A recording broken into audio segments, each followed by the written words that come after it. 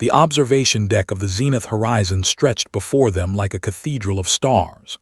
Maya stood at the viewport, her crystalline skin refracting the light of 1,000 distant suns into prismatic patterns across the polished floor.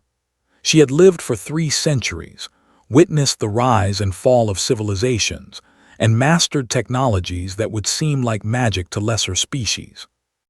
Yet in this moment, watching the human named William approach with that characteristic earth-born smile, she felt something she hadn't experienced in decades: fear. "Beautiful, isn't it?" William said, coming to stand beside her. His reflection in the transparent aluminum was distorted, making him seem almost ethereal against the cosmic backdrop. Maya's fingers tightened on the railing. "William, we need to talk." He turned to face her, concern flickering across his features. They had been research partners for nearly 2 standard years now, working on the quantum displacement project that could revolutionize interstellar travel. But their relationship had evolved beyond mere professional courtesy. Somewhere between late-night calculations and shared meals in the station's mess hall, something deeper had taken root. "What's wrong?" he asked. Maya closed her eyes, her bioluminescent markings dimming with distress. "There's something you need to know about me, about my people, about what we've done." William waited, patient as always. It was one of the things she had come to admire about humans, their capacity to simply listen, to create space for truth even when it might hurt. "My species, the Velari," she began, her voice barely above a whisper, "we are explorers, pioneers. That's what we tell ourselves, what we've always believed." She paused, drawing a shuddering breath. "But that's not the whole truth." The stars wheeled silently beyond the viewport as she continued. 200 years ago, we encountered a species called the Taroni. They were primitive by our standards, barely achieving fusion power, still bound to their home system. But their world was rich in veridium crystals, elements we needed for our expansion. William's expression remained neutral, but Maya could see his jaw tighten slightly. "We made first contact. We offered trade, technology, partnership, but the Taroni were cautious, protective of their resources. They wanted to develop at their own pace to maintain sovereignty over their extraction operations." Maya's voice cracked. "We decided they were obstacles to progress." The silence that followed felt heavy enough to collapse into a black hole. "We didn't destroy them outright," Maya continued, the words tumbling out now like a confession long held back. "We were more insidious than that. We introduced economic systems that made them dependent on us. We supported factions that aligned with our interests. Within 50 years, the Taroni were effectively a client state, their resources flowing to Velari worlds while their own people struggled with poverty and social collapse." She turned to face William directly now, her luminescent eyes meeting his. "And the worst part, I participated. I was a junior economic analyst, and I helped design the trade frameworks that enslaved them. I told myself it was progress, that we were helping them integrate into galactic civilization. But I knew, deep down, I always knew." William's face had gone still, unreadable. "The Taroni resistance movement was crushed 15 years ago," Maya said. "Their culture is nearly extinct. Their language is dying, and it's my fault. It's my people's fault." Her voice dropped to barely a whisper. "It's what we do, William. We find species less advanced than us and we take from them. We've done it 17 times across the galaxy."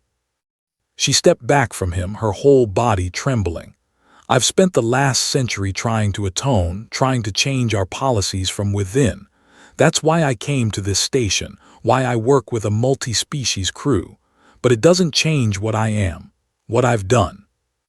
Maya looked at him, her eyes glistening with tears that refracted light like tiny prisms. "You'll hate me when you truly understand. Your species is young, idealistic. You still believe in the possibility of a just universe. But you should know who you've been working with. What kind of monster shares your lab?" The silence stretched between them like the vast emptiness of space itself. Maya waited for the revulsion, the anger, the righteous human fury she knew would come. She had studied Earth's history, knew how humans responded to injustice and oppression.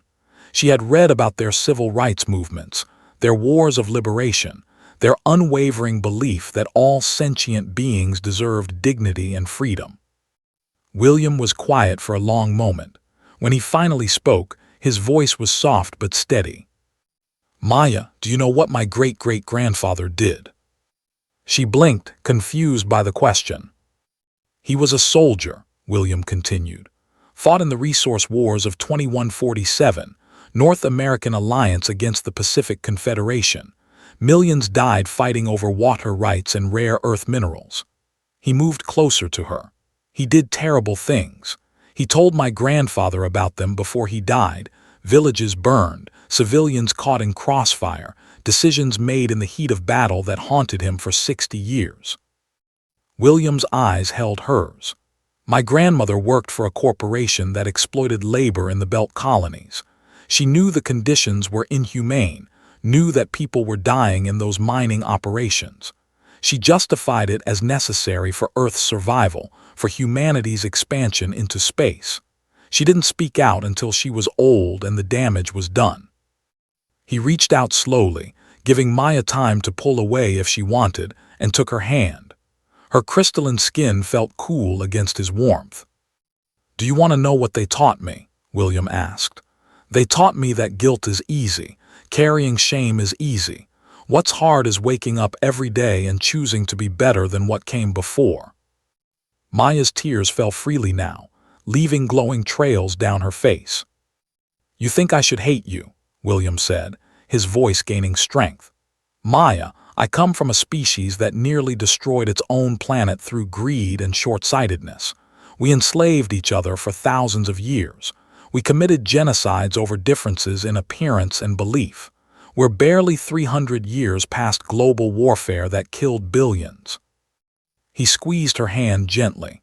"The difference isn't that humans are better or more moral than the Velari. The difference is that you're standing here, telling me the truth, even though it terrifies you. You're not justifying what your people did. You're not hiding behind excuses.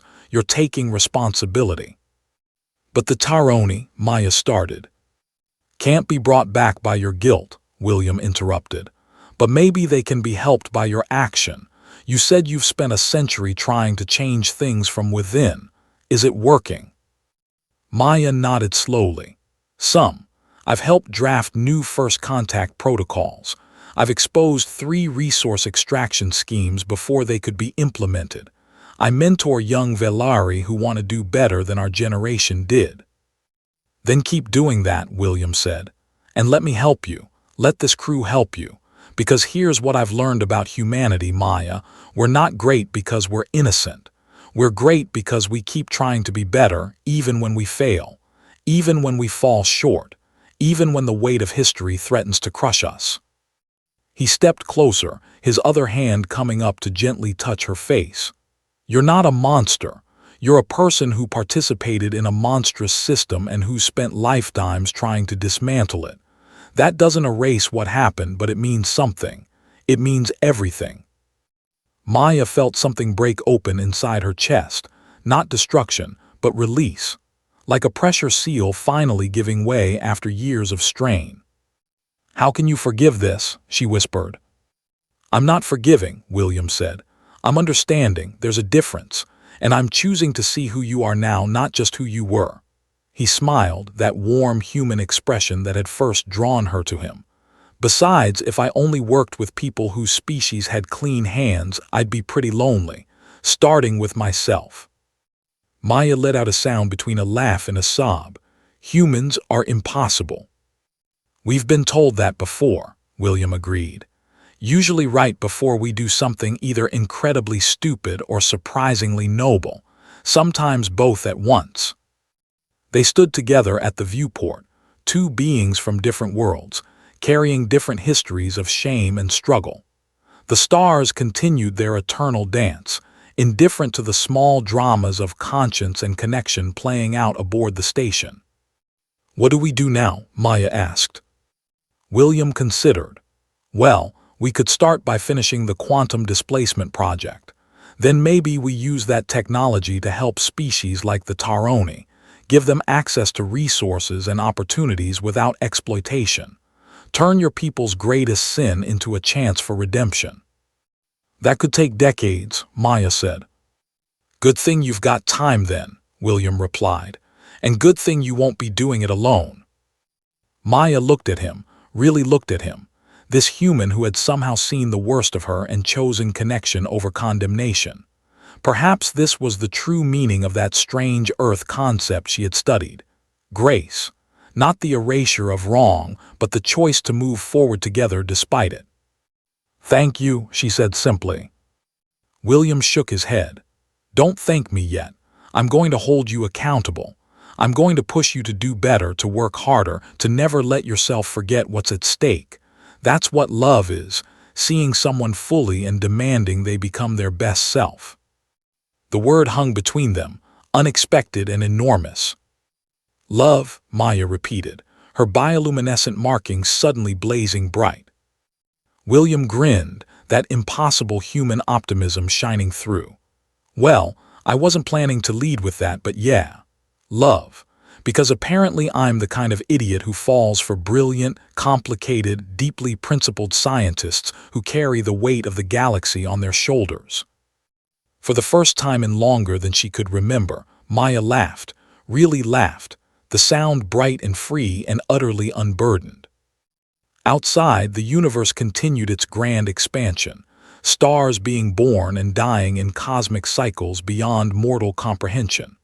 But inside the observation deck of the zenith horizon, two souls had found something equally profound: the courage to be known, the strength to be honest, and the grace to move forward together.